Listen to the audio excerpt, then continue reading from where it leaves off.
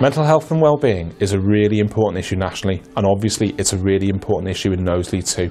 We know that 1 in 4 people are affected by mental health conditions, and in terms of young people, that translates to around 7 young people in every single school class. They're really high numbers, and the impact of that stuff is really important. This means we're impacting on the ability of our young people to go on and achieve fantastic things in the future, their ability to get good education, good jobs, good housing, good lives, and obviously anything we can do to allow them to maximise their potential is a good thing, and that's why addressing emotional well-being issues is so important. Phase 1 of the programme involved getting all the key stakeholders together in a room, talking about what the issues were around mental health and well-being, and thinking about all the best ways we could test to see whether they would actually work. In Phase 2, we adopted a test and learn approach. We tried a number of different projects in different areas around mindfulness, emotional well-being, physical activity, in order to see what the impact was. And the fantastic thing is, although not every element in Phase 2 is being taken through to the big part of the programme, all of those things will have made a positive impact on our young people.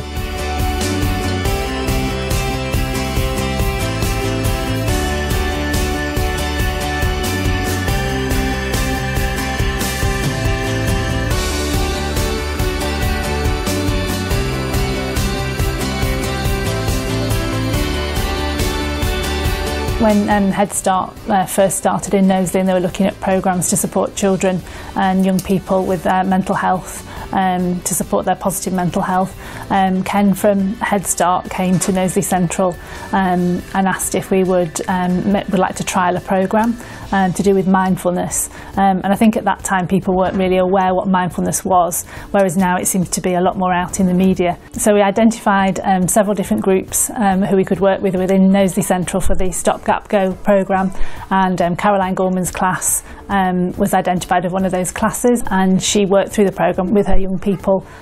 Basically the first few sessions were about them being aware of their own senses and how to focus their attention on each sense individually and then collectively, and being able to work on each one at any one time to help them to calm down and relax and actually experience those senses rather than just overlook them. They all got activity packs which explained what they'd done during each session and gave them practices to do that they could do at home, either with themselves or with their parents. So the parents were privy to all that information and have actually spoken about it when the children have had a review or they've had a meeting with staff. They have explained that the children were really excited about it and that they really wanted to talk about it when they came home. On the whole, the outcomes have been really positive, especially where it's been triangulated between parents and teachers and the children. And they have the same approach at home as they do at school, and everybody knows what those approaches are. What I've learned off this course is it's not even about the child as well, it's about the person looking after the child, because if I'm not in good health to look after Connor and Alex, then I shouldn't be looking after them, because I've got to look after myself too.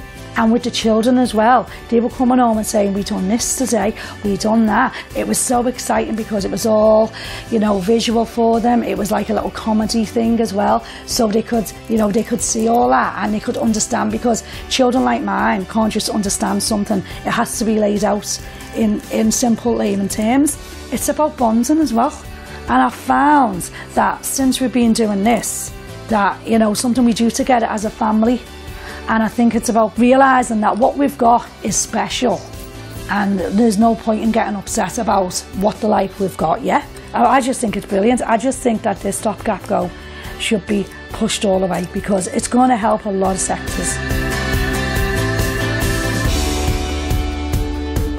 Cognitive behavioural coaching, or CBC, is a process that's based in cognitive behavioural therapy. So what we've done is we've developed the similar processes into a coaching intervention, and what it is, it's giving children the skills and techniques they need to help them make the right decisions that lead to the increase in mental toughness and resilience. The introduction to the course is a process whereby we undertake an MTQ48 assessment. The advantage of using that for us, it gives us an idea of how we filter the children into group or one-to-one, because we get a measure of their mental toughness. So we would get a score from 1 to 10 of their mental toughness. If we carry out that same assessment at the end, we get a secondary score, You take one from the other and you get the distance travelled. So we'll know for each child what areas of focus we need to look at, and that coaching guide is then given to the coaches so they know what they need to do on a one-to-one basis with the children in a group setting. The HeadStart programme originally is aimed at working directly one-to-one with children or children in a group setting to improve confidence, self-esteem and mental toughness. What we realised was that's a great process, but if we want to work with more children, we need a method of being able to interact with them. So we've already had a mental health app that we developed, and what we can do now with the mental health app is adapt it into a phase 2 process whereby we can have mental toughness and resilience embedded in the app, and then we can encourage children to use that app independently from the work that we do with them. The idea of the emotional first aid, it's about helping people to spot the early signs of their own personal stress and anxiety. People now who were on the first course, and I'm going back nearly a year ago, and they still, now when I see them at other training events, come up to me and they're like, oh my God, I am still using the techniques that we've talked about. And we talk about the comfort and the stretch and the panic zone, and you know, they say to me, I'm still like thinking about I'm in my stretch zone, I'm in my panic zone, and so even now, like nearly a year on, people are still saying that it's impacting on them and it's impacting on their family. When we first started out on this project, the understanding was about young people becoming more resilient to adverse situations, and some of them adverse situations might be death, bullying. But what I discovered on this project is that actually the young people were really resilient to gun crime, knife crime, poverty and deprivation. It was part of their life. They didn't really see that as hardship. What their real resilience factors were was self-esteem and confidence. If someone gave them a compliment and said they were good at something, they couldn't accept that. The young people really shaped how it went. And then in terms of the film, they wrote it themselves. The story was actually based on one of the young people that we were working with. And they were all involved from being behind the camera, ideas behind the magazine cover, and the name of the project, #Happy, really tapped into this social media culture that they're all involved in. I suppose the helps and hindrances that social media has on young people and their mental health. Because it helps me talk more about my feelings. I think that I know how to contribute my ideas more with people. I know how to talk more about myself and talk about feelings and that. They're feeling the value, they're seeing the value, and so are the families, and that's what's been really lovely about this project. It's not standalone where we engage with young people for a couple of hours a week. We're engaging with the families, we're sharing stuff with them.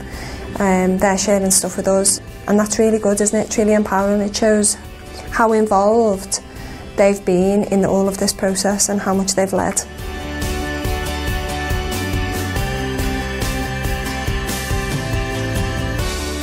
People say to me, how are you? And I say, I am okay. Well, okay isn't a feeling. So how do you recognise what it is that you're feeling? How do you recognise whether you're happy or sad? It's about knowing yourself. And so our work as youth workers has always been about personal development, and so that's what we're trying to build into our Head Start work, a very basic starting point where young people can start acknowledging how they feel and sharing how they feel.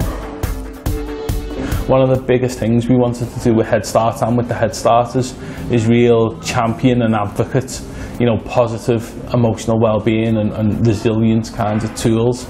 They commissioned 3 activities, so they come up with the specification, kind of like a tender, and then they evaluated all the tenders that came in and decided on which activities they then wanted to commission, which I think is fantastic for young people being involved right at the beginning of that kind of commissioning process. All this commitment has been able to give them the opportunity to actually take that into their own lives and their own kinds of learning. So yeah, it's been really positive for that, and obviously some of the soft skills, the teamwork, the confidence, the communication, all those things which we've been able to build up with those young people that then they can hopefully go out and do with other young people.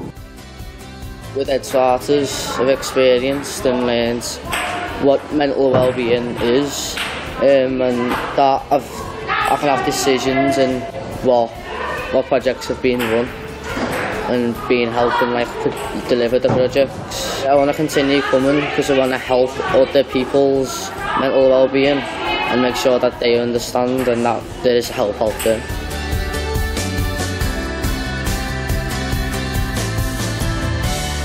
It is incredibly important that this programme is designed right to meet the needs of young people. And that's where young people come into it, and that's why we do all the work so closely with our young people and with our community groups. But we also need to make sure the programme delivers on its aims, and that's why we have a really strong governance structure around it. So we have a HeadStart Knowsley board that meets every month to talk about all the issues, talk about the design of the programme, and make sure the governance and the accountability for the programme is set out right. Phase 3 bit then involves bringing together all the best practice from Phase 2, looking at all the programmes and the evaluation of those different elements and seeing which ones have made the biggest impact on young people. And then we can pull all of those together into a fantastic overarching programme that we submit to the big lottery.